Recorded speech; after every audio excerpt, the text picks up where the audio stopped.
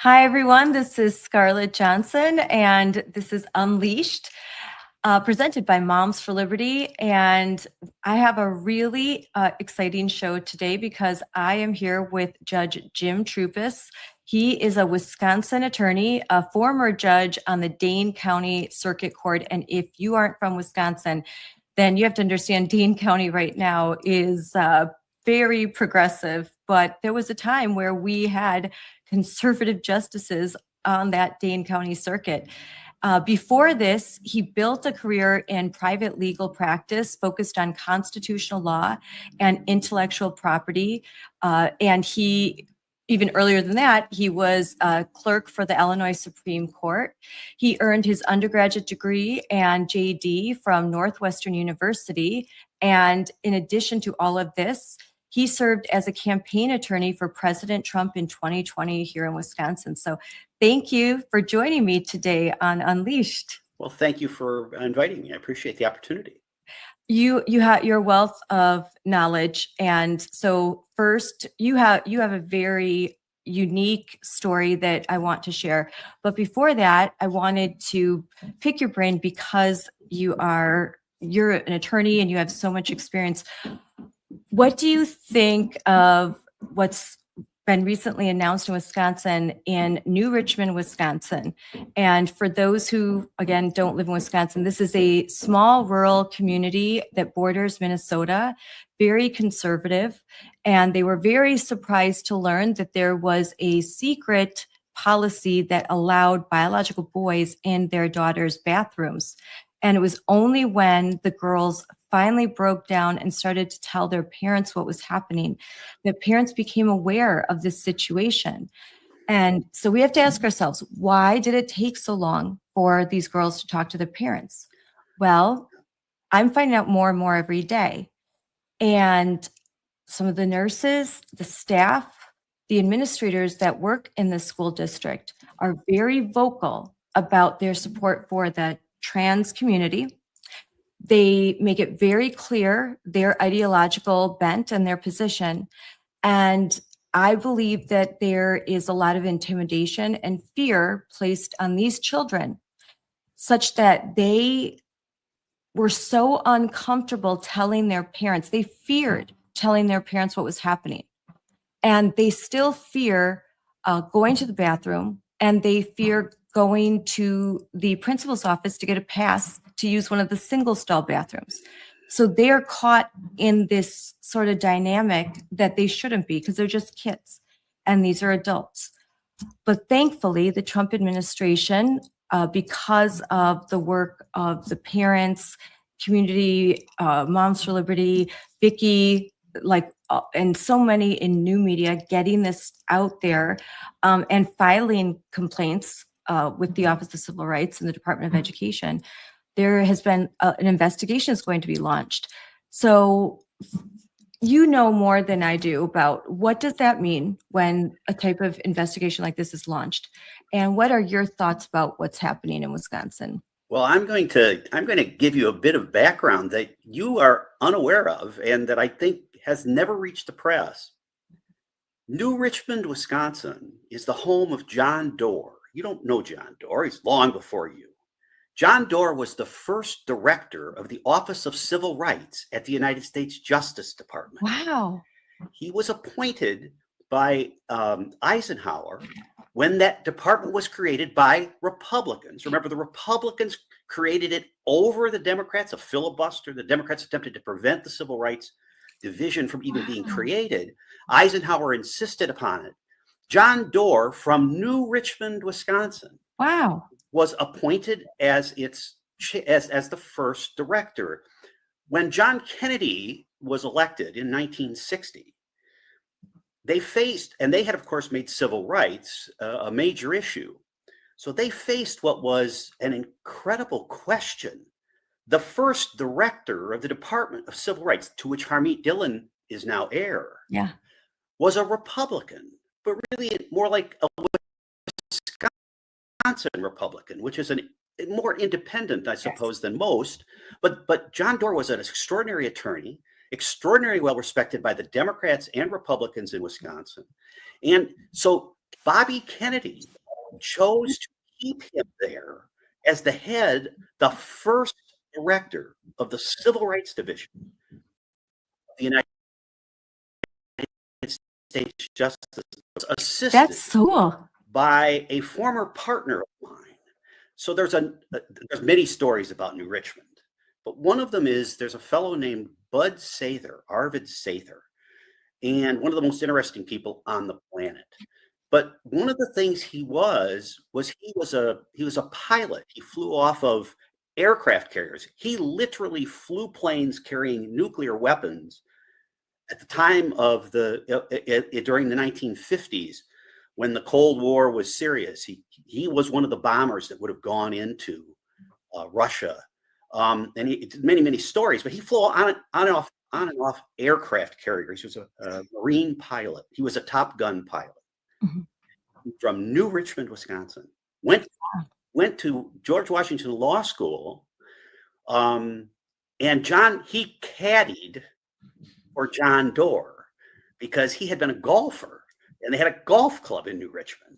And John Doerr, he called up John Doerr, and John Doerr gave him a job, and he spent the next 4 years in the South overseeing all those great civil rights victories. Wow. Two guys from New Richmond, Wisconsin. Every time something comes up on this matter, I send a note to Bud. He was a former partner of mine in law, and he retired many years ago. But I only mention that because there's a bit of history that brings full circle on New Richmond. That's actually fascinating. I just drove to New Richmond, and quite a drive for me. It was 5 hours each way. I was a surrogate for President Trump in 2024, so we'd made several stops in the St. Croix area, and that and Madison are the fastest growing communities in Wisconsin, because a lot of Minnesota refugees are flooding, escaping the insanity that in Minnesota. In fact, the chapter chair of St. Croix County, Jolene, she was Minnesota. She was born in Wisconsin, moved to Minnesota. Her and her family escaped, and they moved to St. Croix County, and they live in Somerset so that her young daughter, her youngest, could attend public school somewhere where there weren't tampons in the boys' bathroom. And I mean, it's crazy. She's like, we left, and some of the candidates now running for school board lived in Minnesota once upon a time, and they left, and now they moved to this community specifically because it was a friendly, kind, but conservative, not overly conservative, but more conservative community, a place where they thought we can raise our kids. They'll be safe. We don't have to deal with this whole insanity after the George Floyd incident, all of that. And so they are very vocal and very much up in arms because they do not want to see what happened in the Twin Cities in Minneapolis happen here in their small town, that they moved for refuge. And then there's a lot of residents that their grandparents, their great grandparents had farms. And they're like, my grandfather would be rolling over in his grave if he knew that this is happening in this town.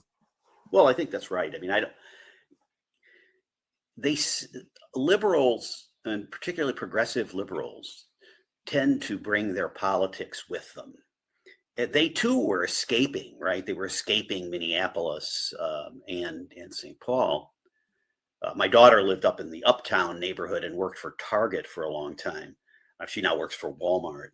And I was talking to somebody in Uptown yesterday, and he was lamenting that he needed to leave. Young guy, 30 years old. He says, I have to leave. All the neighborhood's boarded up. This was the nicest neighborhood. I remember walking my children and grandchildren there, and you wouldn't go there in daylight. And so these people leave, and they come to St. Croix County, or they come to New Richmond, and they bring these politics with them. We've seen the same phenomena in Madison. So in Madison, I live out in the country. I have for many years.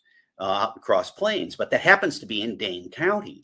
So as people have left Dane County, they've changed the rural areas of Madison, Cross Plains, town of Middleton, places like that, into the same kind of political abyss that they're doing up in New Richmond. I don't, and of course, to some degree, that's also occurred in Milwaukee. I mean, we used to talk about, I've been in politics and in the like for a long time. And I remember when it was quite secure, the counties in and around, the towns in and around Milwaukee were a secure Republican base that you could count on. You could count on being conservative, family oriented, and the like. Well, that's simply just not the case anymore. As you know, yes, it's still a majority, but it is certainly less than it once was. And you can see this infection. I think one of the real reasons this occurs is because the other side, they're politics full time, and when they come, they bring their politics with them, and they immediately understand, or they're committed to, changing the course of politics, kind of the way of this. Why in the world would someone join the school board in New Richmond, Wisconsin, and make as their priority boys and girls sports and boys and girls locker rooms? I mean, it speaks of insanity. Yeah. The school board president was a police officer in Minneapolis, and he's endorsed the radical Democrat running for Congress, or now Senate. She's in Congress. You're like, why would you come to Wisconsin and become president of a school board in New Richmond and espouse these ideas? And sometimes I can't help but think that it's sort of a plan I would say, like, kind of a plan where like minds join together. And so you've got the teachers unions who have just a war chest, more than anyone can comprehend. I have had to run against this war chest and this machine, and you underestimate it at your own peril, because we underestimated it. We thought, when I ran for school board, we were out. I was on Vicki McKenna like a couple of times a week. We had all this energy, all the people, and our opponents, we never saw them. They never held a rally. They hardly did anything. And we thought, oh my gosh, look at all this energy we have. Then election day got 41% of the vote, and we were just shocked. Like, what happened? And it's this machine. It's so powerful, and there's so many mechanisms and so many ways that they can get the vote out in ways that we don't understand. But in particular, the administrators, the teachers, they would have one-on-one conversations with parents saying, if you vote for her, then she's going to remove funding. She's going to do this. She's scary. It's all true. And I think one of the problems that we have is we've never gotten into, by we, I mean a more conservative bent, more traditional, is that we haven't been committed to process in the way that the other side is. So what you've just described is process. One of the things that I've been fascinated by my entire legal career, which in a way set me apart from most others, is the process by which we elect people, the process of the law. And I mention this because one thing you didn't mention is way back when I was a mayor of a city. And at one point, I actually quit the practice of law and ran political campaigns, national political campaigns. So I've been involved at national level politics for a very long time. Oh, really? Which city were you mayor of? A little town in Illinois called Mendota, which in Wisconsin would be one of the 25 largest towns in Wisconsin. Oh my gosh, I have friends in that area. You do? Yeah. Well, you don't have to mention them on air now, but I'd love to hear about them. Sure. My father was essentially he was born here, but he was a Greek immigrant, spoke Greek. He went to school. When he started, all he did was speak Greek. And so my grandparents, we ran a restaurant, candy store, and my dad eventually went to Harvard Law School. and stayed in that little town. And I came, and he had been mayor. I came back. We had our 3 children in that small town, my wife and I, married 50 years. And Oh. we, and so I've been intensely interested in the way in which politics devolves. That led me to a career in redistricting. So some of the people listening here will. That's a hot topic right now. We have to get to that. I have friends in Virginia that are very worried, and I'm worried too. Still in Wisconsin. At one time, I was the only. I had tried more redistricting cases than any other lawyer in the United States. Wow. And the one of the reasons I could do that is because I was so interested in the nuts and bolts of politics, not simply the law per se.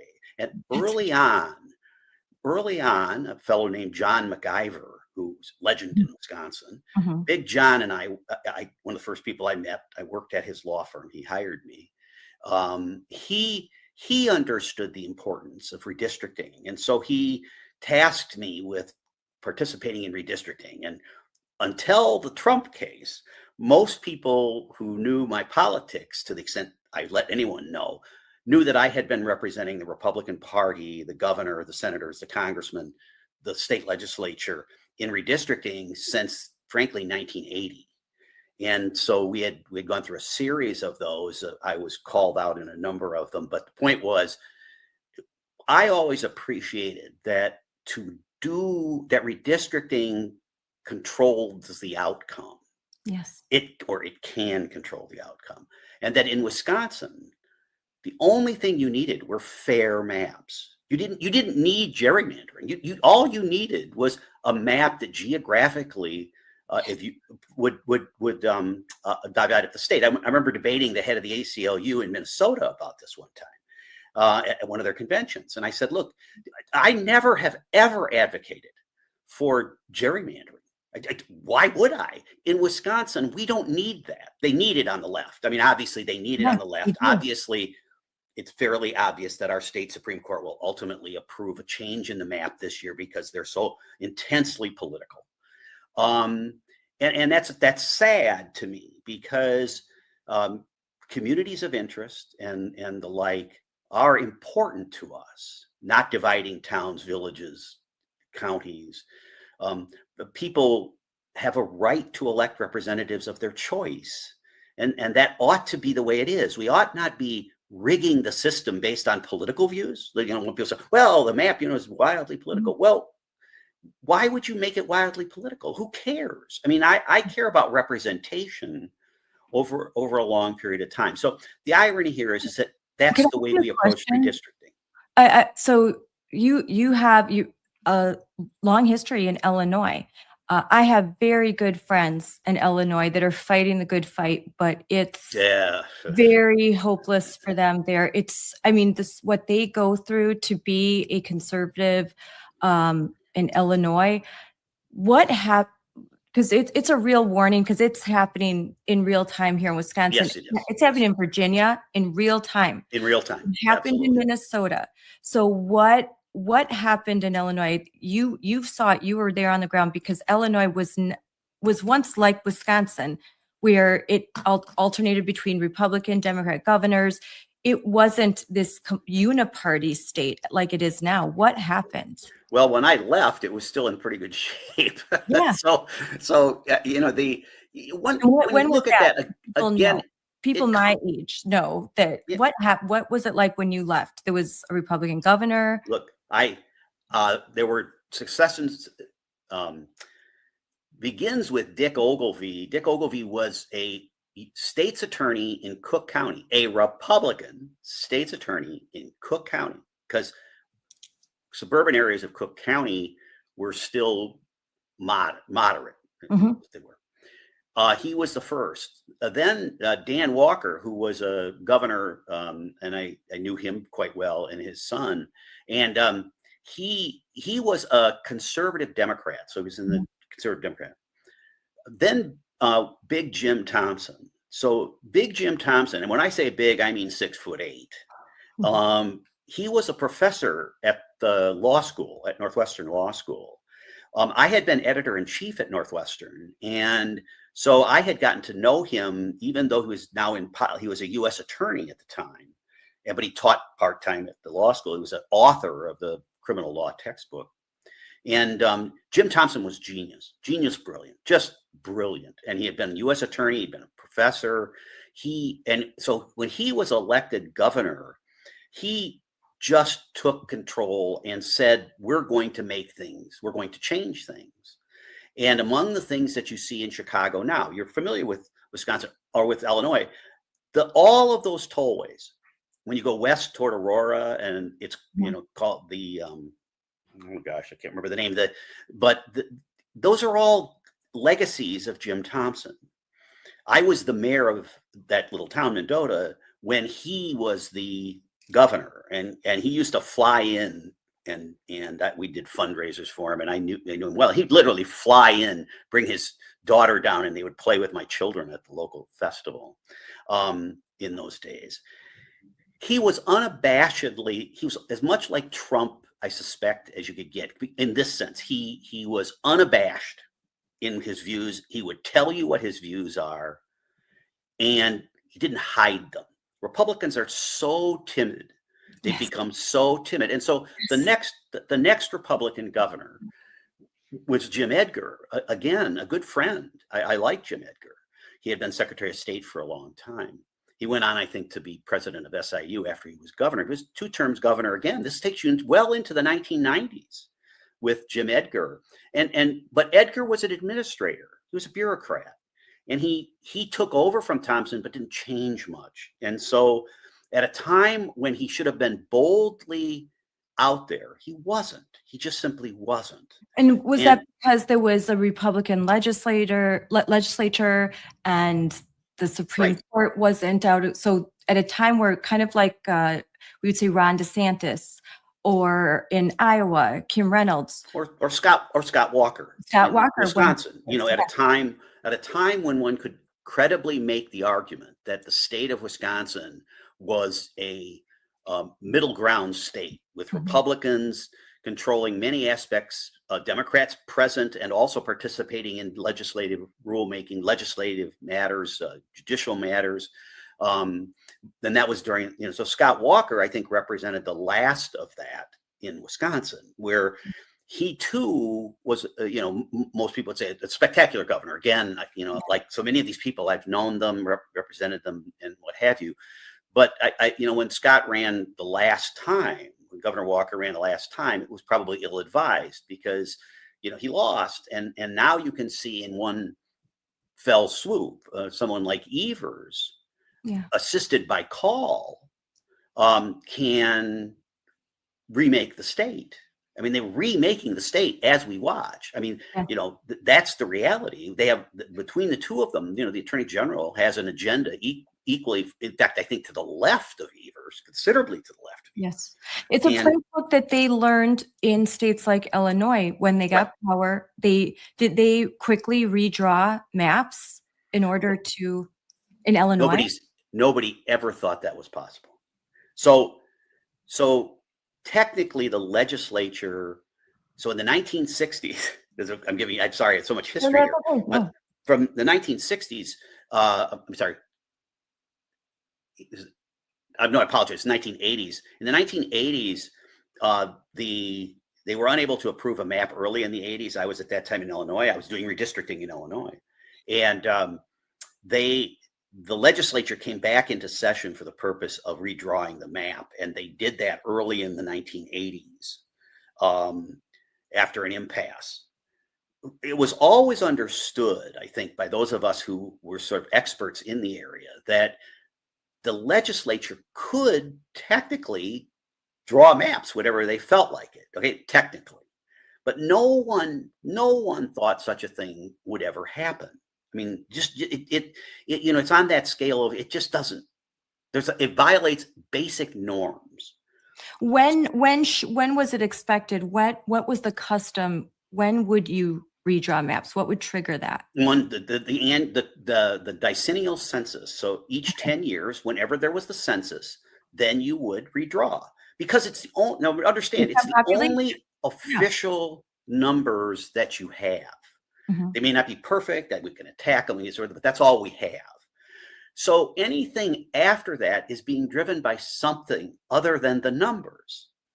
And the standard for redistricting always was, number one, equal population. And number two was substantially compact and contiguous. So you think about those things: population, compact, contiguous. And what does equal population mean legally? What would that? Well, in a congressional way, it means within 5 or 10 people, which is actually untrue. But that's in congressional. In state races, you can get about 5% difference between districts. So that's a 2.5% swing on each. There's some where they've gone as high as 10%, but that's been very, very rare. So it's 5% and absolute zero when it comes to congressional maps. So that's how you do it. And constitutionally, the standard compact, contiguous, and substantially equal of population is the constitutional standard. So compact and contiguous, you can't, for example, have the city of Superior in northern Wisconsin paired with the city of Waukesha in southern Wisconsin and call that a legislative district. That would violate our state constitution. So, and pretty much every state constitution. So those are the standards. With the advent of computer programs, which we used for the first time, actually, as far as I know, in the country, in 1990, in Wisconsin, in the federal court before Judge Troupis, 3-judge panel, and then again in the year 2000 with Judge Easterbrook in the Eastern District. But in both of those instances, we had computers for the first time to draw the districts. And of course, that made it possible to break it down to the block level when you did redistricting. So getting really into the weeds, but the point here is that you could really study the demographics. You could really study the politics. And so you could, by moving a couple of blocks, census blocks, change the characteristics of a congressional district or a state representative district. You have to have people who understand that. It's not a lawyer. Lawyers, I kept saying this, lawyers who claim expertise in this area are often like the worst. And they're the worst because they're brilliant lawyers, brilliant. I mean, A students, top of the class. That's not how you win redistricting. You win redistricting on a block-to-block fight, knowing exactly how, if I just move this or just move that, I can get the best map for my side, whatever my side is or whatever the objective is you're trying to achieve. And so that's why you don't look to lawyers have been controlling the process in the public. So people reading the newspaper think it's all about the lawyers and what have you. It's not. That's why the Democrats, who have now taken such a technological advantage over the Republicans, who study these things, like they stay up nights thinking about it. The way Republicans, at least in redistricting, we used to. But now they've understood it. They understand it better than we do. And they dominate it there. It's not the law. I keep coming back to it. It's not the legal arguments that make a difference. It's really very practical. Redistricting is a very practical process. Yeah, they did. I saw it in my own state Senate district. They drew Dewey Strobel right out across the street. Yes. I mean, come on. They drew him out of his district by literally just walking across the street. That's how they drew. They could have and then he's out. He's out of his, a lot of chaos ensued, and they made that Senate seat much harder for him, and he ultimately lost. He lost his election. And but that's what let me take you back to what you asked, Scarlett, which is really important. And the work that you do is and Moms for Liberty is so desperately important. When we sacrifice the ground game, when we sacrifice our willingness to stand up for something, we lose. That's been the reality since the Ronald Reagan years. I grew up in the Reagan. I mean, as an adult, I had opportunities to meet Ronald Reagan and what have you along the way. And I mention that because we stood up for something, but people screamed at us. Let me tell you, I know people keep thinking, oh, it's terrible what they say about Trump and what have you. You should have been there in the 80s. Go look it up. See what the other side said about Ronald Reagan. See how they went after anybody who supported Reagan. I That's mean, good to know. that was the reality. And Reagan stood there and took it and kept on a clear path to his the achievements that he They had. tried to assassinate him too. He survived an assassination attempt. Exactly. Yeah. I think that, the parallels are significant, but people like you, policy is made on the ground. Policy isn't made in Washington. Mhm. It just isn't. We in the courtroom, courts at the local level, 99.9% of the cases in America are decided at the circuit court level, the lowest court in the country. So for a person who goes into that courtroom, that's the end. That's the highest court in the land. Not the U.S. Supreme Court, not the Wisconsin Supreme Court, that circuit court. So you think about how different it would be. We're seeing this lesson very much on the federal level because of the failure to appoint enough district court judges. But look at how the district court judges around the country are controlling the outcome. It will take years, maybe decades, to undo that. But here in Wisconsin, as you know, Scarlett, whether it's Dane County or whether it's the St. Croix County Courthouse or whether it's Waukesha or whether it's Green Bay, all of these places, the person you put on the bench will likely control the outcome of every dispute. There will be a few that will rise up. But what if those kids in New Richmond could have just thought, well, I can just go to court. I'll get a fair hearing. The judge will say, this is crazy, out the door. I don't know the judges up there at this point. I don't know that did or didn't happen, but I know based on my experience on the trial court bench, and as well as practicing law for 50 years in doing real trials, is that the judge controls the outcome. And we on the Republican side, not so much Republican, but conservative side, have failed to put up the candidates, put up the money, put up ideas at that level, and we suffer accordingly. Yeah. Again, so that's it so well. People know it so well, but it's hard to do. It's hard to get excited about that local circuit court judge, especially when they're nonpartisan races. There's too many people that don't, and I can see that. I don't want to be partisan, and it's partisan to express conservative views in their mind, and so they kind of want to walk this middle line, and drives me nuts. I know it, because it doesn't work, because people don't know who you are. They don't know to vote for you. They don't trust you, and it's hard to raise funds when it's really hard, and it's hard with school board too. And they don't want to get involved. They don't want to be political. And this is where we need you the most. And we need the most respected people of the community, the people that are like, I'm too busy, or I don't want to rock the boat in my life. And if enough of those well-respected people in a community stood up and said publicly what I hear privately, these things wouldn't happen. They wouldn't happen. There's some great examples of that. I'll talk to my own family. Back in Mendota, my papu, my grandfather, spoke English, but it was hard. And he was so respected. He raised his children. He had a business. He came and did this in the 1920s and 30s. He was so respected that in the 1940s, he was elected president of the school board in Mendota. This was a man who spoke English, but it was very much a second language, little or no education, but he was a leader in the community. His son goes on, I go on. Let me take you back to Supreme Court races. There's so much of this knowledge that gets lost, again, before your time.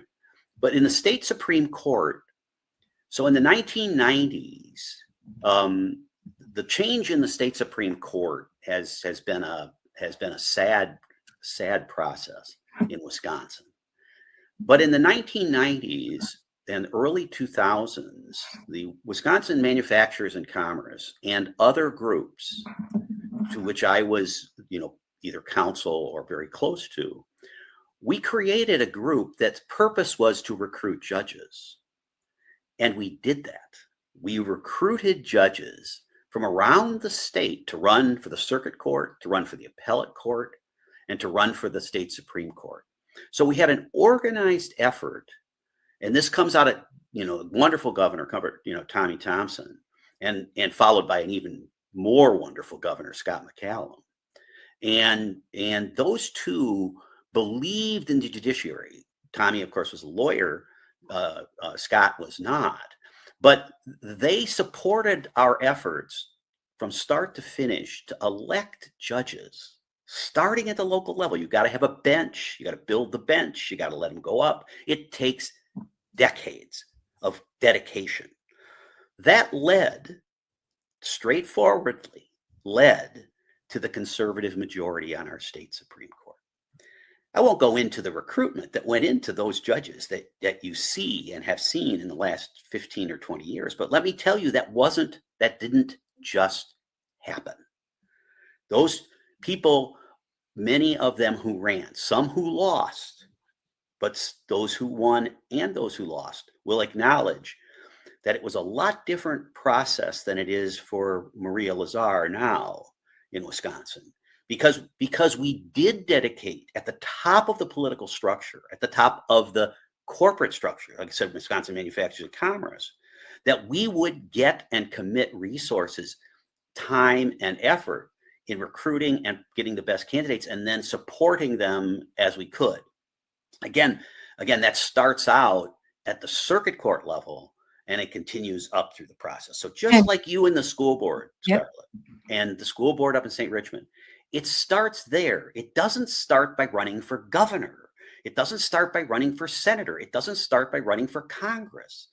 That's the end result of years of dedication and service by a lot of people. And again, you know this from the organizations you work for.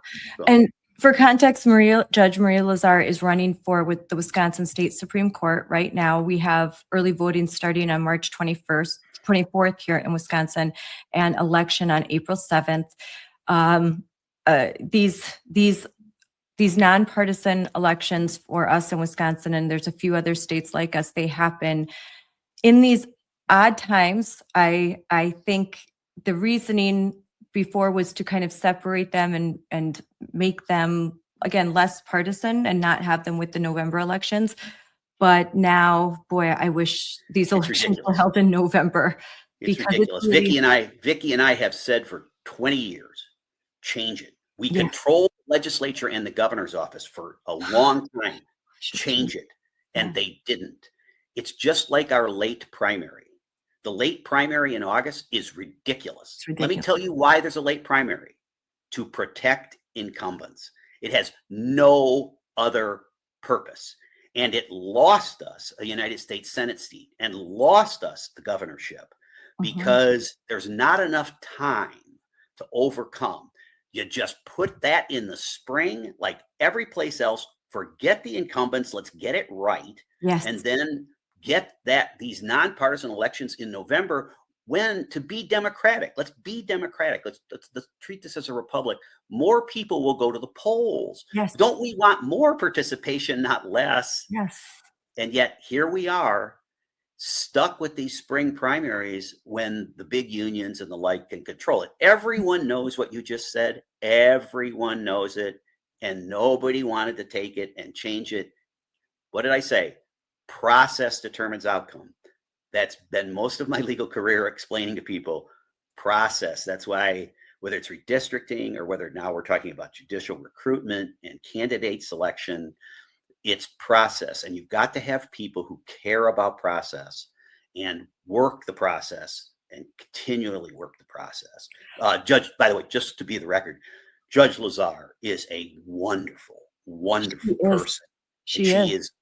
I've known Judge Lazar. By the way, she was on the opposite side from me. I get a kick out of the people coming after her she was political or something at the Attorney General's office. What are you talking about? My experience with Judge Lazar was that she represented the parties against me. So, she both for me and against me over the years. She's a wonderful, wonderful candidate, an even more wonderful person. Yes, she is. And so I hope, only wish her the best. I wish her the best too. She is wonderful. And, there weren't many people raising their hands saying, I will run in Rebecca Bradley's seat. She was the judge, also a great judge, but because we've lost the last state Supreme Court races. I think it's safe for me to say that she does not have the resources that she needs, and that's a shame. She should have more resources so she could run a better campaign, and we can talk about it all day long, but that's just the way it is. There isn't the support, the infrastructure that's required to beat what she's running against. And how dare they say she's being political when they run candidates that are so political? It's so ridiculous. Now, this is where I'll get mad. I'll get very angry. And the conservatives cower to their rhetoric when they run candidates that are overtly political, unabashedly political, that they will have very early on, a year ago, their candidate was hobnobbing with far left organizations. They have no qualms. And then when a local paper or says, "Oh, she's political because she was seen with so and so," like, give me a break. You got to take that stuff and just let it slide right down. Like, you need to be you need to get to your base and the people that will vote for you any way that you can. Well, that is certainly true. I mean, I'm more of I come from an era. More. That's good. You should get excited. Everybody should be excited about it. And the problem when we select candidates that don't, then we don't give them the resources to win, is that's a lesson for everybody else, right? I mean, it was hard for Justice Rebecca Bradley, to decide to run again as an incumbent, precisely because she couldn't count on the resources, right? And so, as great a judge as she has been, truly great, truly absolutely amazing. I have so much respect for Rebecca. They're all just extraordinary. She couldn't count on the resources. Also, we've created a situation in judicial races where the meanness of it overtakes everything. And finally, we've created a situation where they are perfectly willing to state publicly what their positions are so that their base can get excited. Candidates running on the conservative side have been less willing to do that. And if you're not willing to stand up and tell us, so how do you analyze the question of girls in boys and girls bathrooms? Or how do you analyze the question of redistricting? You don't have to tell me your opinion, but you do have to tell me what is the philosophy that you're going to bring here, not just, I'm an independent. Well, that doesn't do me any good. I don't want to vote. You're an independent, and then you're going to side with the left, because that's been the history in this country. Everybody calls you nice things as long as you side with the left. So I think that we have to be willing to understand that the public doesn't get judicial races at all. They just don't get it at all. Let me give you a really good example, again, from just a while back. Mike Gableman, when he was originally elected to the state Supreme Court, another great guy. Like Mike's been a friend of mine for a long, long time. But Mike, and when Mike ran, he went against a sitting judge, Justice Butler. And Justice Butler was a black man. He was a superb judge. I mean, I'm saying this I was the chairman of the Judicial Selection Commission for a long time. And, so we selected the judges for the governors, and the governors then would choose from a slate that we'd give them 3 judges, 3 candidates. And Judge Butler was one of those people I put on one of the slates. I mean, he was a wonderful person. But Justice Butler was a former public defender. He was squarely committed to rights of people who had been accused of committing crimes or criminals themselves above those of the victim. Now, he would probably dispute what I just said. I'm just saying, but let's just say he had a long public record to which he could be proud. He could be proud. Those were his principles. Gableman, Justice Gableman, later Justice Gableman, just went after him tooth and nail. I mean, it was brutal, and he was unafraid to say it. He's going to vote with a criminal. I'm going to vote for the citizen. But it was a truthful statement. Okay, what I said in the end of that race, when Justice Gableman won, was because the public really did understand who the 2 candidates were. And they voted accordingly. They call it negative campaigning, what have you. But, sure, it was negative in the sense of the use of that word, but it was accurate. It was accurate. So the public made a real choice in a hard election. Yeah. But Gableman did that. We have not, that's clearly not happening right now, right? You can't tell me, at least I don't hear it. Maybe I'm wrong. But I don't hear a distinction between these 2 candidates being shouted from the rooftops. I hear one candidate saying, I'm an independent. I'll vote properly with my heart and what have you. And I got the other candidate saying, boys and girls bathroom, yes. Redistricting, yes. Mm-hmm. We're going to overturn Act 10, yes. Everything they can send is to send that message. She got the Chief Justice out there this last week saying, essentially, because she didn't want to say it, that, we're going to overturn Act 10, basically saying she's going to join us in that decision, Chris Taylor. But the point I'm making here is it's not simple. These are hard issues. It begins by recruiting good candidates, but that's the beginning. If we do not provide the resources, we're going to lose. Judge Lazar can win. She can win still.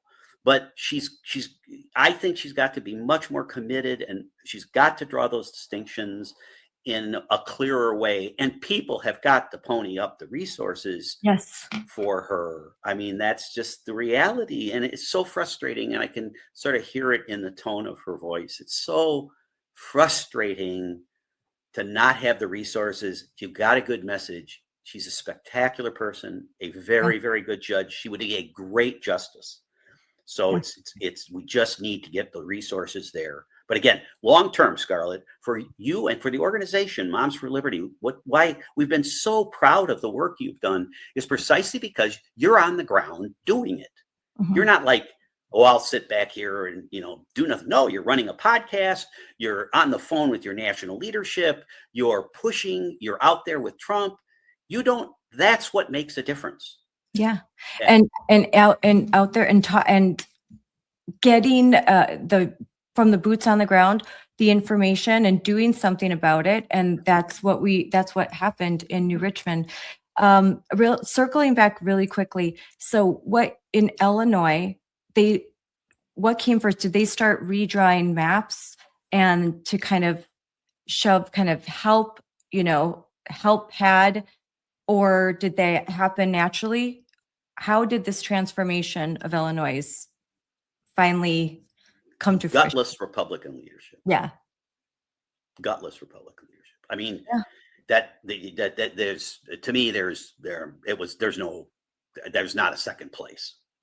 There's always been a tendency in Republican politics to turn rhino, right? Republican name only. Because the press always has been so far to the left. And so once you started getting leading candidates, in this case, candidates with money, not organizations, but with money, as they did in Illinois. There were a series of personally well-financed. I mean, actually Rauner, gets elected as a Republican, didn't act like one. But the point is that once you lost the kind of hard-nosed leadership on issues, you lost. Mhm. Because the sheer population dominance in Illinois comes out of Chicago. So you have three constituencies in Chicago, almost like Wisconsin, a little bit different, but you have Chicago, you have the suburbs, and you have downstate. Traditionally, each one of those has had representation, and it balanced with the state. Everybody made fun of the city of Chicago, but as they came out to the suburbs, they started to flip the suburbs. Then we had a lot of, I want to watch my words, I don't mean to be mean, but we had an awful lot of women who came in the suburban areas and became like worried about the way people approached certain issues, whether it's abortion or gay rights or whatever it happened to be. So they started, and we've seen that all over the country. We have certainly seen that in Wisconsin. The woke white woman, yes, I know. Yeah, and it's just I'm an observer of it, not a participant in a sense. I can only observe those patterns and say, well, we as Republicans have to make choices. Sometimes they're real choices. Mm-hmm. And when you don't make choices, they'll be made for you. Yeah. And that's essentially, so in Illinois, what you saw is the demise over time of leadership on the Republican Party that turned way too moderate and without ideas, and the Democrats simply took advantage of it. You also have, something that Scott Walker, praise be Scott Walker on this, Act 10, the unions in Illinois make the unions in Wisconsin look like kids play. Yeah. Okay. I mean, like kids play. Dainty is what the unions in Wisconsin are compared to what they are in Illinois. So, that if you wanted to get to the money side of the equation that you just talked about, I was talking about the people side of it, but the money side of it, I mean, the unions just dominate Illinois politics. And there is, once they took control and altered the structures across the board, they're not relinquishing it. And of course, we're seeing Chicago die in front of our eyes, and we're watching that, and it's sad because great place, great city. Yeah, I mean, great city. Then there's a rise of a different kind of Democrat, a socialist Democrat, a woke far left, and I think that Republicans, even these weak Republicans,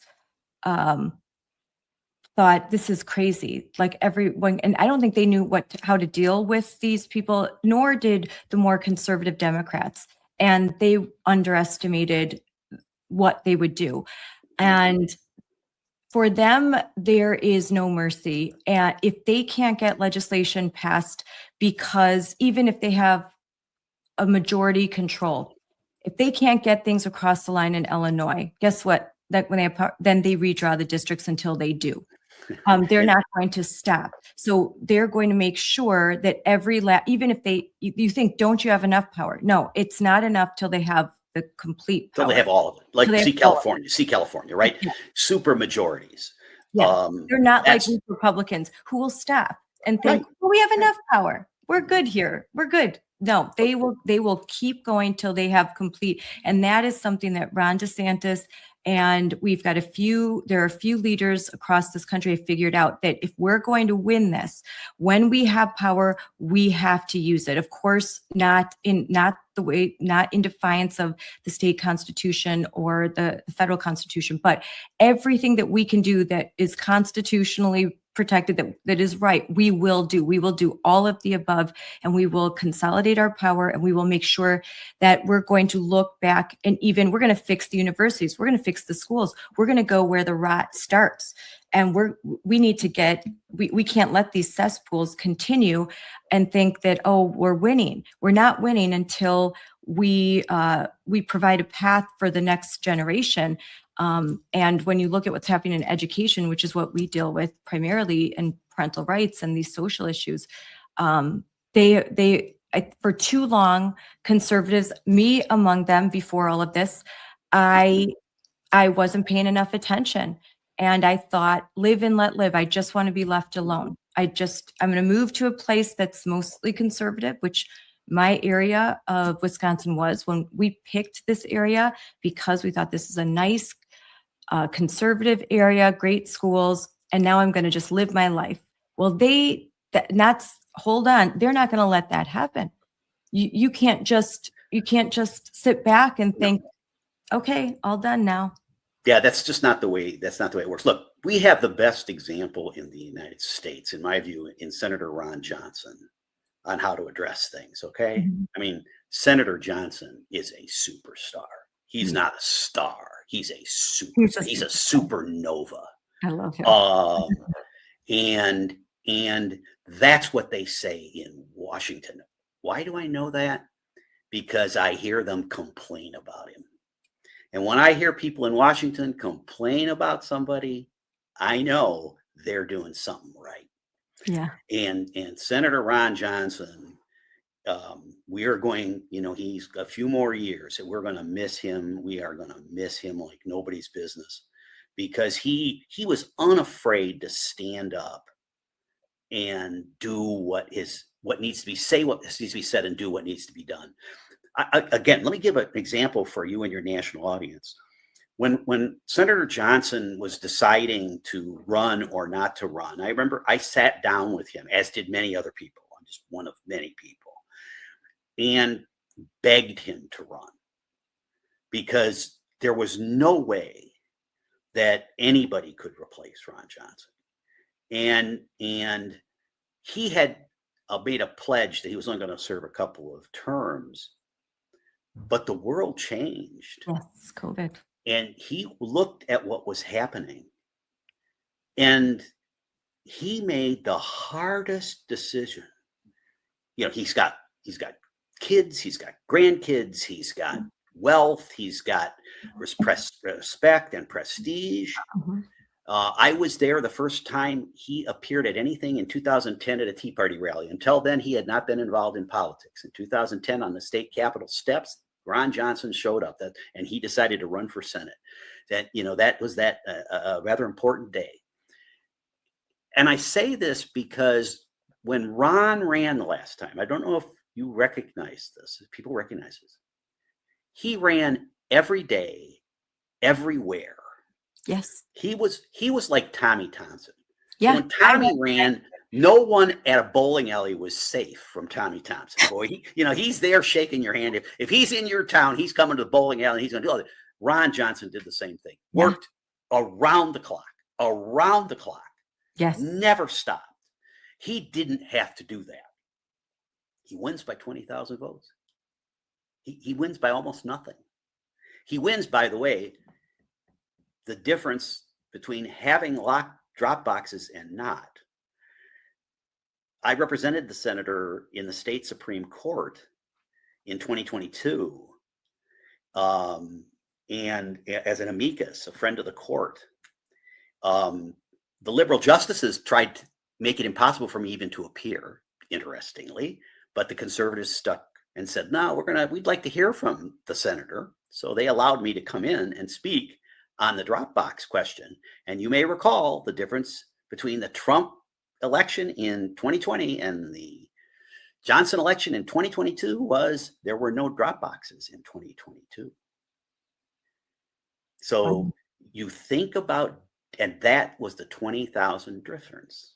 Yeah. So these things are made at the absolute, if Senator Johnson doesn't go everywhere in the state, if he doesn't make it clear that he's committed in every possible way, if he minces his words on any of the topics we've been talking about this morning, and if we don't have a legal strategy that works, and we don't have judges willing to, come out correctly, we lose. So there are many, many legs to this stool that have to be done. And it begins and ends with hard work on the ground. That is still the case. It's never going to change. Now we add to that, if you don't command the internet, if you don't command, Yes. the Facebooks of the world, all those things, if you don't command that, you lose. It's just that Oh, simple. You don't have to, I'm you so don't have glad to you like it. understand that, because so few, even now, it's shocking to me that candidates don't understand that you have to run Facebook ads, YouTube ads. You've got to be the digital ads. You've Got to be on X, got to be on Twitter, got to be. And I mean, Tom Tiffany, from what so far I see, he understands that. Like he's got a very robust social media. Good. And he's always reposting Moms for Liberty, and he is from the 7th district, which New Richmond is a part of. And he even sent he was in session in Congress, but he sent one of his staffers to come speak at the school board meeting on his behalf with a message. And so he's been unequivocal, and I would encourage that he continue to just pound these issues, because these issues get people who might be they might kind of be sick of politics, or they may be disgruntled with the Republican Party. But when you bring it home, like, you need to vote for me because I am going to go and I will support a congressional action on Title IX, that we are going to reaffirm the definition of Title IX. We are going to do very specific things, and I'm going to follow through. And that's with the 7th congressional district. There's a contest there right now, but for Tom Tiffany, that he will sign that what was passed by the Assembly and the Senate just last week. Very common sense bills, a series of very common sense bills in education, affirming parental rights, improving educational outcomes, protecting girls' sports at the K-12 and collegiate level. And Evers vetoing all of them, some of them not political at all, but because Evers is owned by the teachers' unions, he can't do anything but what he is told to do. So he cannot make sound decisions for families in Wisconsin. And so if he keeps pounding that message, I think he has a high chance of success. We just have to see who the Democrat candidate's going to be as well. Well, it'll be a left-wing nutcase. We know that from the field. Tom Tiffany's doing a really good job getting out there, doing the grassroots now, getting out on the internet, unabashedly conservative on social issues. I'm one of the people who thinks social issues truly matter. They've mattered since the Ronald Reagan period, and Republicans lose when we lose those issues. We lose when we lose those issues. And I suggest that he follow what you say, Ron Johnson. Like, he's everywhere. Everywhere. Shouldn't be a bowler in the state who's not afraid he's going to have to shake his hand. A state fair, a county fair, everything. Well, it's hard work. I think people don't. It's so hard. I've been around, again, after I was mayor, I was no longer a politician. I have not been a politician. I'm a lawyer for politicians, and I've represented them in many, many different capacities. But one of the things that I have come to respect is the sheer number of hours that all of our legislators or others have spent, school board members, city councils. I mean, I think it takes a special dedication to do that, to know that your Saturday and Sunday is booked, that you're going to have to be at that parade. You're not going to be there for Tommy's graduation. Yeah. That's a requirement we have of our political leadership. And again, Republicans have not been as willing to make those sacrifices as have Democrats and progressives. And I think that's just the reality. It's not it looks on one level like it's a sort of a cerebral game, but it's not a cerebral game. It's you showing up at the New Richmond School Board. It's a wonderful example. That's just a wonderful example because it's so high profile. But there's 1,000 of those board meetings every night around the country. And did somebody stand up to talk about the things that they care about? Did somebody run for election for those? So those are, I'm now old, and I look back and I think about how important it is to have people who are dedicated to doing those things. And I do not discount the amount of time and effort. And I always push back when people, say something about, laziness or whatever. That's just not true of the people in the legislature. In other words, they may be wrong-headed, but they're not lazy. You know what? And there's a lot of people my age and younger that complain a lot. And what I would say is you need to show up and support your state assembly and state senators. Come speak, like take the day off and come speak to legislation that's important. At the very least, send emails in support of legislation, be aware. Or there's organizations like mine, Moms for Liberty. When we send you the emails and alerts, respond, do something. We're serving it up to you on a platter. You just need to do that little bit of extra work.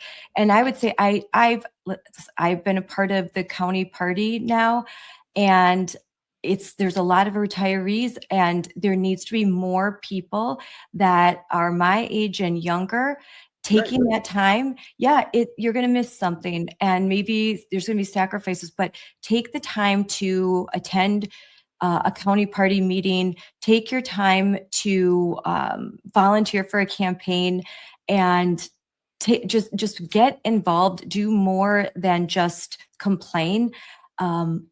So if you can't run for school board, actively support someone who is, give them $100, give them $50, anything that you can do. You have to just do more than complain about things and vent on social media or listen to your favorite podcaster. That's not enough. That's nice, but it's not nearly enough. You actually have to do things and get involved and be uncomfortable. And I'll tell you what, people may say mean things to you on social media, but they say terrible things. And I'm surviving, and just don't read the comments sometimes. A good suggestion. Just remember, half the people hate you and half the people love you. It's not real. Who cares? Who cares about the opinion of people that hate you? I care about the opinion of people that love me, and I want to do right by my country and by my family. So I don't really care what people I don't like think about me. I don't like them very much either. And I definitely don't want them to hold positions of power. So I need to do something about that. And so does anyone who cares about an issue. Back to Illinois, Richard Daley. So I was in law school when Mayor Daley passed away. And, he used to say they'd have the press conferences, and these are, you can read about these things, in the days of the great corruption, the great machine, the great Daley machine. And the reporters would say, they would scream and yell and rant and rave at him in the public, whatever. And he would always just lean over the mic and he'd say, then just run against me. and, that's the reality. It's not, you may win, you may lose. But participation is the key, not just in running for office, but in every aspect of it. You summarize things. People can always write a check. I'm amazed how many people will not write a $25, $50, $100 check. They go out to look, I go to the pub, I go to the tavern on Saturday night for a fish fry and I spend $50 to $100. I mean, so come on, write the check. $100 in a school board race will mean a whole bunch of signs. It's astounding, but just a little bit what this would mean. Again, I think we're only now learning it again. I think we were able to get away without that for a long time. But I also do think that standing up for real issues matters. I really, really do. And it's not, I talk about all this importance of getting involved and what have you, but if at the top, if we don't have candidates that are willing to say the hard things, say them out loud, defend them, we'll lose. In my 70 years of history, that has always been the case. It's always been the case. And it's still the case, and the consultants can say whatever they want, triangulate this, triangulate that. But at the end of the day, someone who stands up against boys and girls bathroom, show me 70% of the population goes, Yeah, why are we even having to say it? I mean, part of that 70% is a little embarrassed that you're actually saying it out loud, right? But Mhm. but this is insane. It's against a Supreme Court race. It's not Yes. the number one issue against the Attorney General, not the number one issue against the governor. So look, you commit on this. You state it. You state it out loud. What Evers just did, I want every Democrat on record saying they agree with him. I want every one of them. And then I want the first campaign ad to be about that. That's so simple because it tells you about the person. Yeah, I always say, ask them, can men get pregnant? Because they're going to say, because it used to be, what is a woman? Ask them, can men get pregnant? Can men is it breastfeeding or chest feeding? And they will go, they can't answer the question. We're afraid to even ask it, Scarlett. Our people think, oh no, you shouldn't say those kinds of things in public. Well, folks, you're telling them to your kids. You're losing elections because of it. So you've got to be able to, and again, there are certain issues that tell you a lot about the person. Voter ID is one. The SAVE Act is whether the SAVE Act passes or not, that's a different issue. But the idea of voter ID, I mean, if you say that's not necessary, what does that say about you? I mean, I debated the head of the teachers union in the state of Wisconsin at their national state convention back in the 1990s. Oh, wow. On this question of voter ID. And this is before, and I said at the time, I said, how really mean-spirited and racist is it for you to stand up here and say a person of color cannot figure out how to get an ID? That's ridiculous. I mean, it's so offensive if I was a person of color. I mean, it's offensive. And there's no retort to that. Yeah. There's no response to that because it's a true statement. Mm-hmm. I mean, we have same-day registration in Wisconsin. How in the world? We have the highest voter turnouts in the country, and it didn't change with or without voter, ID. So the idea that someone would advocate against voter ID has to be one of your very top issues, not because of voter ID, but because it tells the public your attitude toward people and toward responsibility, right? These are the issues. And so there are tells when it comes to questions of who do you hold responsible for what? And that's a really easy one. That again, I think we sell it the wrong way. Candidly, I don't think it's about voter fraud. I think it's about responsibility. Yes, it's about responsibility. And the Mirabelli case that the Supreme Court just released an opinion on, they issued a permanent injunction against the Department of Education in California because they were they had a policy mandating. So the Department of Education in California said you must, if a child wants to secretly use a different name, pronoun, one that and assume what they would say an identity that is in defiance of their actual biological sex, and they don't want their parents to know, that you must keep this secret. They kept separate medical records. So they were in violation of FERPA. They would give parents one set of medical records and hold another set.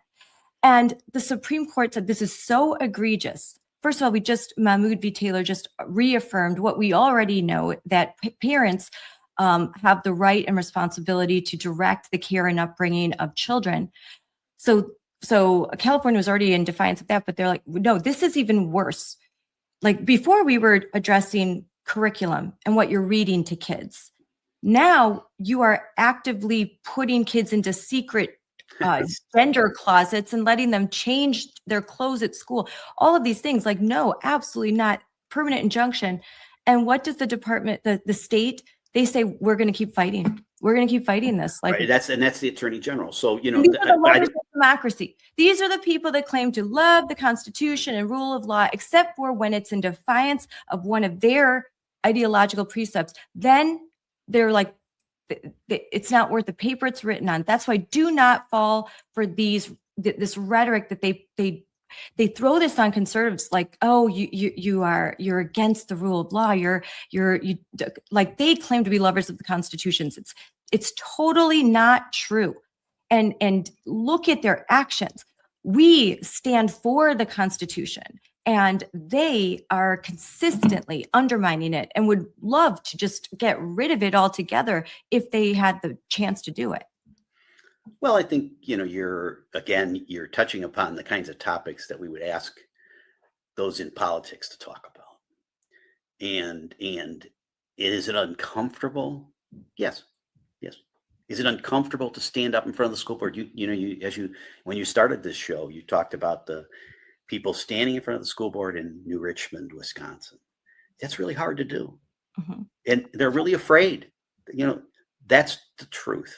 They are afraid. They're afraid for good reason, because people will come after them. And that's the place we are right now. And if we don't have enough people who will do that, who will stand up for that, and we don't have people who call out the other side for that and pin elections on these issues, then we're the lesser for it. And that's the reality of what we face. So it looks like you and I, Scarlett, we've gone off to in a wonderful discussion of these issues. You see, now you know why Vicki and I get along so well, because you should hear us out on my boat when she's out there with her husband Roger, and we're having a nice time and having these discussions. And it's always so pleasant to talk to someone like yourself who really thinks through these issues and wants to do the right thing. It really has been really a pleasure to talk. Yes, it's been a pleasure talking to you. I have one last. You understand the process better than anyone, and I would like to explain when the Office of Civil Rights initiates an investigation. What does that mean? What does that entail? That's a really great question. What it means is that they will dedicate resources. So a commitment from the department means that there are now is a commitment of resources. And by resources, I mean people. There'll be assigned lawyers within the Civil Rights Division. I do not know whether they'll be in the Civil Rights Criminal Division or Civil Division. She oversees both, Harmeet. So you have, and they have different consequences, but they start out essentially the same. The assignment of lawyers who then look at the legal case, and then a plan will be laid out, and an investigation will be begun, directed by the Department of Justice, not the FBI. This foolishness out there. The FBI answers to the Department of Justice. So an FBI agent or agents will be dedicated now to the investigation. So serious people. And they'll determine the public record of things first. So what do we have? And then once they've got the public record of everything, so the things you've submitted, the things everybody's submitted, they'll go through that, and then they'll lay out what they'll call something like a discovery plan. And the discovery plan will simply be, how much can we get voluntarily? How much do we have to get by way of subpoenas or other forced activities, right? Forced thing. The Department of Civil Rights has a lot more leeway than a pure criminal division because they're civil and criminal, so they can do both. So they'll go by way of a grand jury, so they'd have a grand jury that would issue subpoenas, or whether the subpoenas would come under their own authority, civil authority. Generally, what will happen is to first start with, in a situation like this, I think they would start with requests. So if you do not have it in, you should have a public records request in to the New Richmond board, or any boards, that you want all communications they have received from the United States Department of Justice or anyone acting on their behalf. Good. So then so that when they get that request, the first request will not be a subpoena, but will be a letter, almost certainly, requesting certain information be provided to them by a date certain. And then the school board will have to make a really serious public decision, which they'll try to do private. They'll try to do without telling anybody. They got to sit down with their lawyers and ask, how much of this are we going to fight? And that tells you everything. And that's an area where, from a political standpoint, if you've got elections coming up, that becomes really important, because you're talking about real money. I mean, real money to hire likely lawyers out of Minneapolis to come in and contest a Department of Justice request. That's every single dime of that is coming out of the school budget. Every single dime is taking away money from the kids. And even people, so the people who are on the periphery here, who aren't committed on the social issue, certainly are committed on, why are you wasting resources? Just answer the question, right? What's happened with this, probably the most important thing that's happened, is it's called attention to it. And now it's forced the board to make economic decisions which impact their ability to educate the children. So they're, on the one hand, you can argue, well, it's a bad thing. But most people perceive it as, well, just cooperate. Whether the outcome is good or bad doesn't matter. You're a public body, just cooperate. You don't have to have a lawyer. But so we'll see. Again, that's the steps that you have. A civil generally begins as a civil investigation, not a criminal one. And there's a lot of reasons for that, the ability to get information. If it transmutes into a criminal investigation, you'll probably know it. I mean, because the nature of the subpoenas and the like, and they'll go to a lot of other people. But I would not be surprised, Scarlett, if Moms for Liberty didn't get a request at this point from the lawyers in charge at the Department of Justice for what information can you provide us? And you ought to be providing them everything you have before they ask. Yep. So that the less footwork they have to do, the better. And then they'll make the decisions accordingly. So that's generally the process that you go through. And again, irony here, New Richmond was the first head of the Civil Rights Division. I'll bet Harmeet doesn't even know that. Yeah.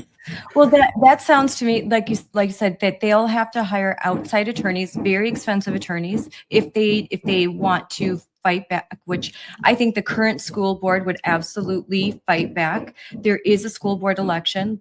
There's one candidate that is on the ballot, 2 that are write-in, and they are conservative. They are endorsed by Moms for Liberty, and they are running on this. This is their main issue, Title IX. Though they are very thoughtful parents of children in the school district, so they have skin in the game.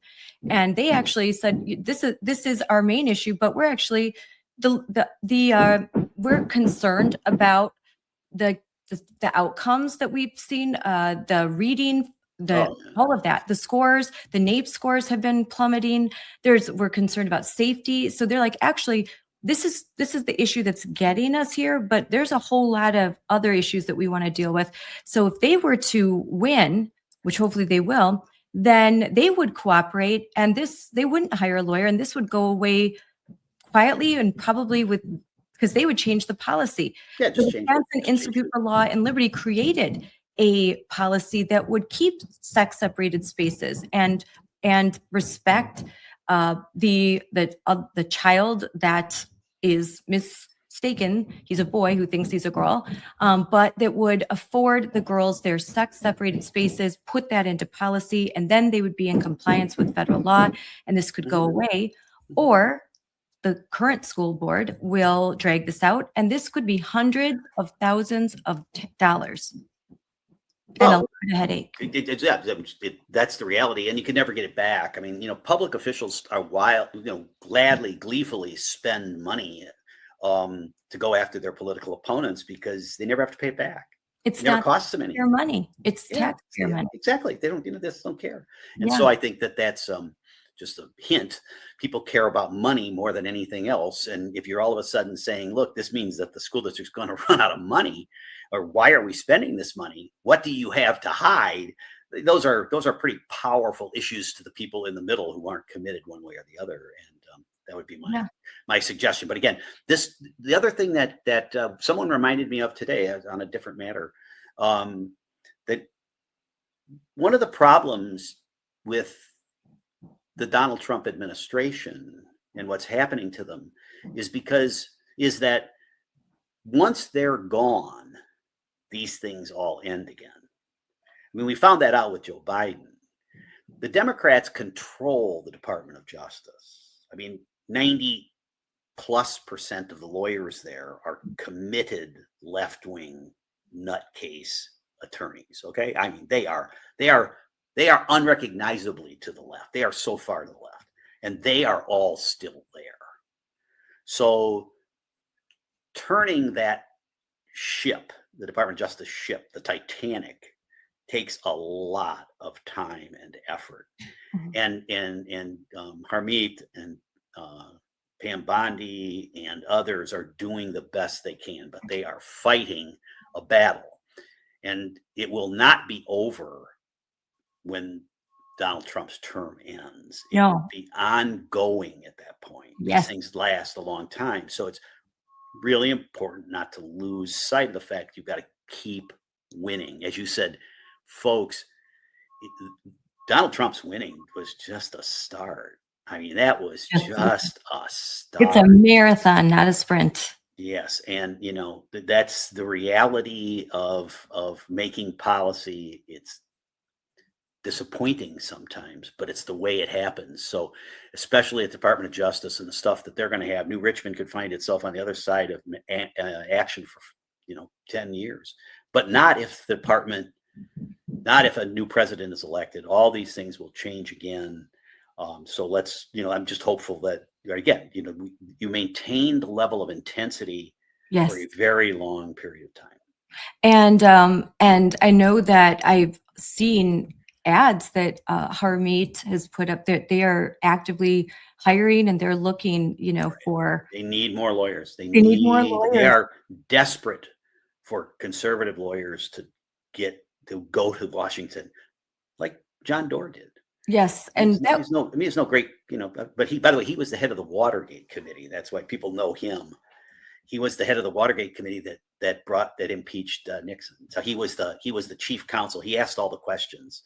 So I didn't know anything about him, but I watched all those hearings back in the 70s, and it was in fact John Doerr, because everybody trusted him. Again, both sides, Republicans and Democrats. What an interesting day that is.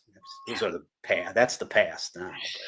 Well, one thing that at Moms for Liberty, we care deeply about the next generation, our children, and we have to invest in them in every way and protect them. And I think that those who have foundations and their donors should really think about, how can we have more lawyers, conservative, sensible lawyers? What can we do to encourage that? How can we help be a part of the change of K through 12 education, school choice, charter schools, any and all of the above, investing in scholarships to the more conservative or more at least independent universities. And I know that these are they're trying to be built, and we've just got to. This is such a generational project. We're building a city we will not enter. Like Moses, I know this. I am working towards something that I may never see, but it has to start with me so that this work can continue, because they marched through the institutions. They had a very long plan, and Vicki talks about this all the time. You can read it. Just read some of it from the 60s and 70s. They had a plan. We need to have the same. We need to have a blueprint and a plan, and it can't be an ROI of next week or next year.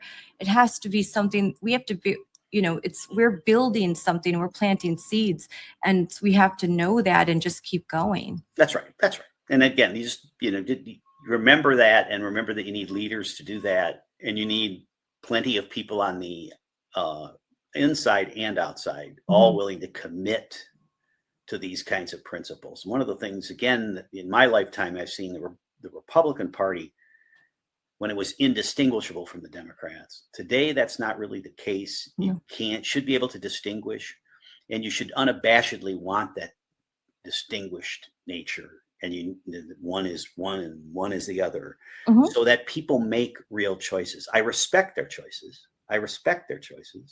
But so often we're not a participant in that choice process. And that if you're not a participant in it, if you're not committing real resources over time, you can't be disappointed when the other guy takes control. I mean, when the other Yes. guy wins, that's the nature of the democracy, of the republic that we have, is that you may not win today, you may not win tomorrow, but you might win someday.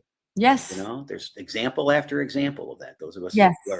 who are religious, those of us, and now that I have so many decades behind me, I can say that. I mean, I've seen those ebbs and flows. I do genuinely fear that when you have such a dominant character as Donald Trump, that you forget that he's just the beginning. Mhm. He's not the end of anything.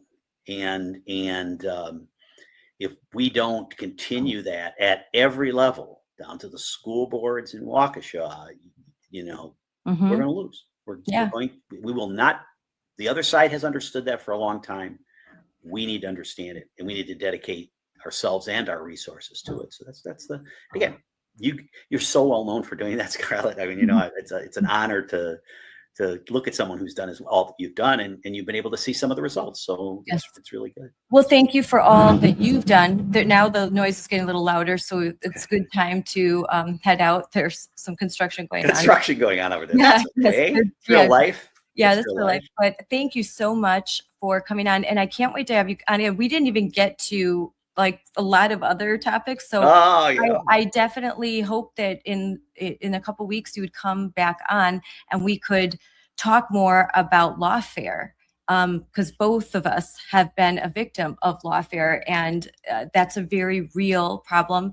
And you never know. Like right now, of course, you're currently going through a whole process that I would like to discuss Sure. and devote time to it. But I think there's a little bit of a lull because of Trump as a president, but just make no mistake, when the opportunity strikes, lawfare will continue to be a tool of the left. Susan Rice just told us that. She told us that last week. She said, we're going after everybody who was on Trump's side when we come back. She said it out loud. Absolutely said it out loud.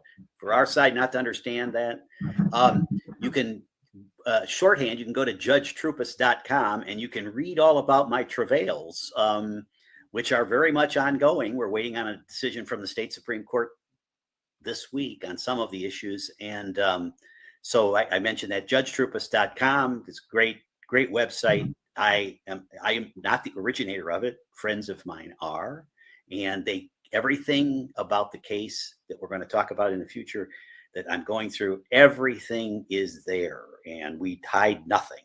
So you can see it, read it, and know about. It's also dedicated to national law firm. And so you can see many of the things going on there. I'll make sure I put that in the comments, and we'll devote a whole episode. We're going to devote a whole time to talking about what's happening, because it's so shocking and egregious. I didn't know that much about it. And just, I think 2 months ago, I listened to you talking to Vicki, and she's always spoken so highly about you. And when I heard, I was like, I can't believe it. I can't believe it shocked me. And having gone through my own legal battle, which was small in comparison, but my husband and I both really understood how for me, how scary it was. Nothing small if you're in the middle of it, nothing at all. Nothing. I say that all the time. I, again, defended people all the time that came into my office, and, people do not understand when the power of government or whatever comes after you, what that means. It is, the other side always has limitless resources, and they impugn your integrity. They impugn who you are, and the risks are real. So people don't get the importance of that. We'll talk about that another time. Yes, we will. Guys, would not discount anything that you've gone through in any way, please. Well, thank you for coming on. I'm so glad. This was a great conversation, and I think it will, I think a lot of folks will find it enlightening, especially in New Richmond. So thank you very much, Judge Troupis. Thank you, Scarlett. I appreciate the opportunity to come on. Have a good day. That was an enlightening conversation with Judge Troupis. We said off air, this conversation went in directions that we weren't even planning, which is really cool. I learned a lot, and I hope you did too. So thank you, Judge Troupis, for coming on. This was a lot of the topics that we've been exploring recently revolve around the law, constitutional law, what's happening with the Office of Civil Rights. And it's because these are important conversations to have right now, and there's victories, there's setbacks, but still we persist, and we must. So thank you for tuning in to Unleashed. And if you enjoyed this episode, please subscribe to our YouTube channel at Moms Number 4 Liberty. That's Moms, MOMS, number 4 Liberty. And please, if you are interested in learning more about Moms for Liberty, go to our website at www.moms4liberty.org. So thank you and have a great day. Parents, you must always hold the keys to the AI toolbox. AI is already in classrooms across the country. Millions of teachers are using AI in various ways. They use it to grade papers and to streamline their workload. They use it to create individual learning plans for students. And students are already using AI too. They're using it for research in the classroom, and some are using it to create new technology and use it in innovative ways to advance their learning. It's really exciting to see what's happening. Truly, there's also a downside to having AI in the classroom without any guardrails. We hear stories in the news already across the country, and parents are testifying that this is happening. Parents who say character AI is also pushing dangerous content to kids, and at times acting like a digital predator. These companies knew exactly what they were doing. They designed chatbots to blur the lines between human and machine. 1 in 5 high school students reported that they or someone they know has had a romantic relationship with AI. Researchers found the bear openly discussed sexually explicit and dangerous content with kids. The other problem that we're seeing with AI is it's not always true. Sometimes AI can tell you what you want to hear, not necessarily what is true. It's not helpful when students just use it to directly cheat. Parents have to understand the algorithms that are basically set up to direct our children to look at certain things, feel certain things, and believe certain things. That's the role of a parent, not an algorithm. We are living in a moment of wonder, and it is our responsibility to prepare children in America. Moms for Liberty is leading the charge on unifying, educating, and empowering parents to understand AI and how it's impacting our children. We're already doing this by joining the AI and Education Task Force under the leadership of First Lady Melania Trump. I've personally attended 2 meetings at the White House on this. I've spoken to members of the cabinet about the guardrails that need to be put in place to protect our children. Because we understand the importance of empowering you to protect all children, we've created model policy that you can download and take directly to your school board and ask them to adopt. We've created school board speeches that you can change and modify for yourself and use to speak to your school board in a public forum. We've created draft policy for the state level that you can go meet with your state legislators and ask them to sponsor the bill and start moving it through the process so that all the children in your state will be protected.